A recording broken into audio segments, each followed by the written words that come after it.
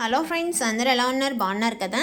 ఇవాళ మా స్పెషల్ వచ్చేసి ఫిష్ అండి. ఫిష్ అంటే నార్మల్గా మనకి మార్కెట్లో దొరికే ఫిష్ కాదు. ఇది ఎక్కువ మార్కెట్లో దొరకదు అనుకుంటా నాకు తెలిసి.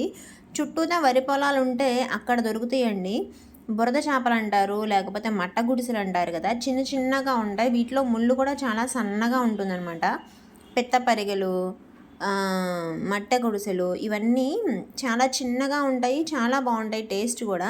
వీటిని స్నేక్ హెడ్ ఫిషెస్ అని కూడా అంటారనమాట. ఇంకా ఇవాళ వైట్ రైస్ అయితే వండుతున్నాలేండి, ఎందుకంటే చేపల కూర కదా అందుకని చెప్పి. ఇంకోటి ఏంటంటే బియ్యం నానబెట్టడం మర్చిపోయాను. అది 4 to 6 అవర్స్ నానాలి కదా బ్రౌన్ రైస్, అందుకని చెప్పి ఇవాళ వైట్ రైస్ పోసేసాను గబక్కన.